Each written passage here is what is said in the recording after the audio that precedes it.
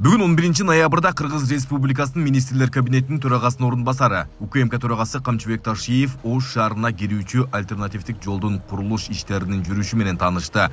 Жалпы узундугу 3,5 чакырымга жакын жолдун курулуш иштеринин солгундап жатышын сындап, тийиштүү жетекчилерди ыкчам кыймылдап жумуштун жүрүшүн тездетүүнү талап кылды.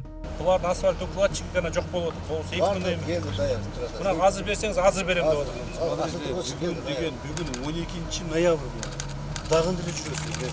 Эмне деген жоопкерчиликсиз. 12 ноябрь болду. Эми 12 декабрды күтүп атасызбы? Же 12 январды күтүп атасызбы? Кыш түшкөндө кыласызбы? Кылгыла да ошо бүтүргүлө дейсиз. Жасагыла да. Буквально bir haftanын ичинде жасабасаңыз уже кар түшөт, уже асфальт басканга болбой калат. Эртең мына 13-14 дагы эме аба ырайы айнейт деп атат. Сиз болсо дагы деле жүрөсүз. Мына 4 күн мурун эле айтылган. Берем деп убадасын берген. Просто өзүңүздөрдөн да кетип калып атат да, бирок койгула асфальт укладчик. Асфальт берем. Мен жетекчи. Ким мына Министерство транспорта контроль кылгылачы? Жанат. Алгач контроль. Сиз ушинтип жүрүп, урушуп, соғып, башқарға жанчып жүрген іштен керек та. Өзіңер бүтіре бербейсіңер. Өзіңер жұмысыңар өзіңер қыла бербейсіңер. Жолдун курулушунун алкагында буздурулушу керек болгон турак жайларды мыйзам чегинде тургундарга компенсациясын төлөп берүүнү жана түшүндүрүү иштеринде активдүү жүргүзүүнү милдеттендирди.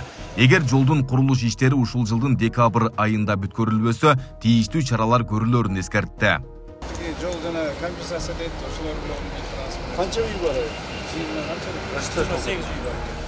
600 метр жол калды точка. Ал жерде 28 үйгө эме беришибиз керек компенсация. Компенсация маселесин чече албай атабыз, проект бүтпөй атат точка. Баштап отурган баштап отурган жол даяр турса, могул болсо элдер батпай, шаарга кире албай кыйналып атса, а биз болсо отурабызбы ал жерде? Давайте срочный порядок чечип берели. Макулбу? 20 үйгө компенсацияны бергиле, кантип бересиң? 20 үйгө участокты бер. Участокты. Биринчи участоктон баштайбыз. Макулбу? 20 үйгө шаардын тегерегине жакшы жерден кара суунун территориясы болобу, шаардын территориясы болобу, участоктор бөлүп бер. Бул бир. Экинчиден өкмөткө жазбада срочный порядкта компенсациясын берейли ушу. Ошо сиз өзүңүз баш көз болуңуз. Себеби дегенде мына жол бүткөн жолду ача албай отурабыз да. Срочный порядок. Мындай кылбасак, сиз көрүп атасыз. Бакыт мырза. Анау шаарды кандай кыйналып, кыйналып. Жол транспорт министрлигинин өкүлү тийиштүү тапшырмаларды алып, коюлган мөөнөткө жумуштар аткарыларын билдирди. Ал эми президенттин Ош облусундагы ыйгарым укуктуу өкүлү болсо жумуштун жүрүшүн көзөмөлдөп, уюштур иштерин тездештирүү милдетин алды. Жалпы сметный стоимости 154 миллион сомго. Жеңүүчү тендер өткөрүлгөн.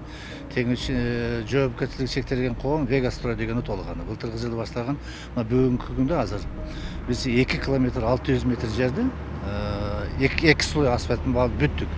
Дагы биз 800 метр жолубуз калды. Ал Кудай буйрса ошо ноябрь ичи погода жакшы болуп турса, аба ырайы 800 метрди асфальтын жаап пайдаланууга беребиз. Бул жол өзүнүн негизинен Шарк айыл өкмөтүнүн балансындагы жол. Биз капложен эсебинен бул жолду жасап, бүткөндөн кийин пайдаланууга берилгенден кийин Шарк айыл өкмөтүнүн балансына кайра өткөрүп беребиз да. Халк арасында Т деп айтылып келген тилкеде Ош шаарына туура кирип баруучу жолдун курулуш иштери өткөн жылдын декабрь айында башталган. Бул жол пайдаланууга берилсе, Ош шаарына кирүүдө 6 чакырым жол кыскарат. Айбек Исабеков, Шерзат Эгембердиев, Регион.